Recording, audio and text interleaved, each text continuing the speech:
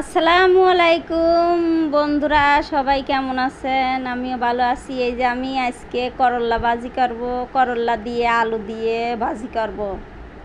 এই যে দেখেন পিচমরিচ কেটে ধোয়া হয়েছে, করল্লা আলু কাটা হয়েছে। যে করল্লা একটু কাটিয়ে লবণ দিয়ে ভালো করে মাহায় থইবেন, তাহলে করল্লাটা ভাজি করলে তিতে লাগবেন না। এই যে দেখেন আমি যেভাবে দেখাই আপনারা এইভাবে দেখে একদিন বাইজে খায়া দেখেন। আপনারা তো খান কাঁচা কাঁচা, আমরা তো আর কাঁচা কাঁচা খাইনি। আমার ঘরে পাবনার খাওয়ার সিস্টেমই আলাদা। এইভাবে একদিন বাইজে খায়া দেখেন, যদি মজা লাগে তাহলে কইেন যে হ্যাঁ কইছিল পাবনার এক আপা কইছিল যে করল্লা ভাজি কেবা করে খায়। এই যে আলু কুচি কুচি করে কাটি এবার মধ্যে দিয়ে ফাইরে লিছি, আর এই যে করল্লা লবণ দিয়ে কুচি কুচি করে কাটিয়ে লবণ দিয়ে মাহায় এই যে থুয়ে দেওয়া হয়েছে, যে দেখাই দিছি তাই। এই দেখেন কুচি কুচি করে কাটিয়ে লবণ দিয়ে মাহায় থুয়ে একটু ধুয়ে নেবেন, ধুয়ে ফেলা দিয়ে তারপরে এই যে তেলে দিয়ে বাইজবেন। এই যে কড়াইতে তেল দেওয়া হয়েছে, মানে যে করল্লাটা আগে বাইজি নেব। আমি যেভাবে দেখাই এইভাবে আপনারা করল্লাটা বাইজি একদিন খায় দেখবেন যে পাবনার মানুষ কি খায়।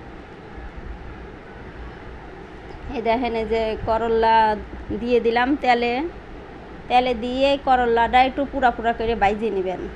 বাইজে নিয়ে তারপরে আলু দিবেন, আলু দিয়ে খানটিক লাড়াচাড়া করে তারপরে আবার ওই লগে পিস দিয়ে মরিচ দিয়ে দিয়ে দিবেন, বুঝছেন। এই যে লবণ দিয়ে দিলাম, একটু লবণ দিয়ে লবণ দিয়ে দিলাম, লবণ দিয়ে ভালো করে একটু লাড়াচাড়া করে দিবেন। তারপরে এই যে লবণ দিয়ে হলুদ দিয়ে একটু হালকা করে হলুদ দিবেন, হলুদ দিয়ে এই যে দেখেন কেবা করে ভাজা হইতেছে।